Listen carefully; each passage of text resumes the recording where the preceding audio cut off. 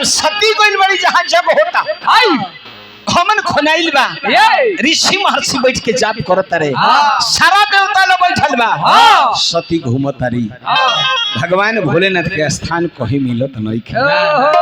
कली के रे जवना जग में भगवान भोलेनाथ के स्थान ना दिहल जाला वो जग विध्वंस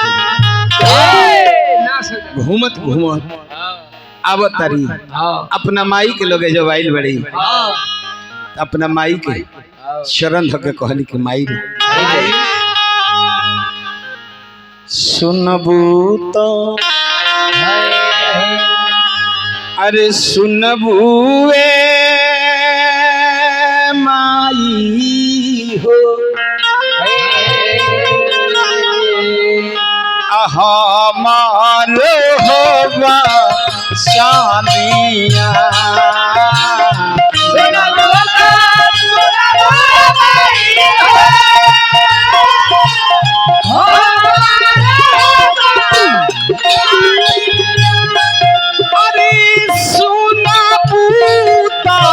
सुनबुए माई हो हमार सामिया सुनबुए माई हो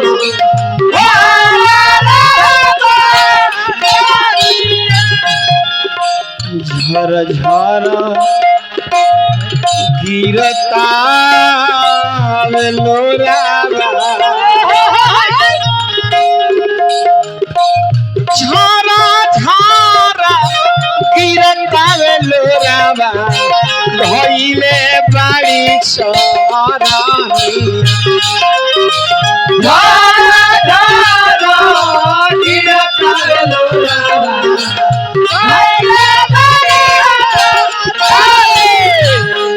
झरझरा से लोर गिरता माई के चरण धैले बड़ी फागु भगवत रनी है वैसे कि माँ मुझे अपनी आंचल में छुपा ले हो गले से लगा ले कि और मेरा कोई नहीं माई सभा में हमारे केहू नहीं खेलो वाह भूल मेरी छोटी सी मन जाओ माता अरे अपने बेटी से लगा लो नाता अरे लगा लो नाता माँ मुझे अपनी आंचल में छुपा ले गले से लगा ले कि और मेरा कोई माई के आंचल का बात जब गौनी तो मन पर गई हमरे सुरेंद्र कौन चीज दोनों भाई दो भाई बनी अकेले बड़े एक भाई उ दिन कैसन रहे ऐसे न कोनी के हेजी रहे के तने पूछल जे को तारीख के वहां का मर रहे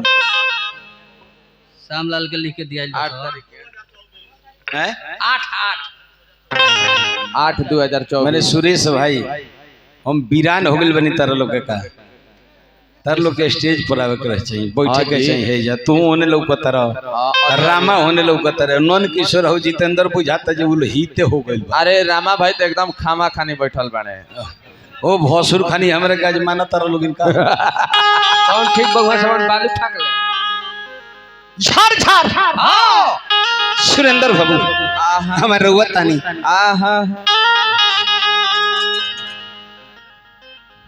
भाव लगाओ बबुआ लगाओ भाव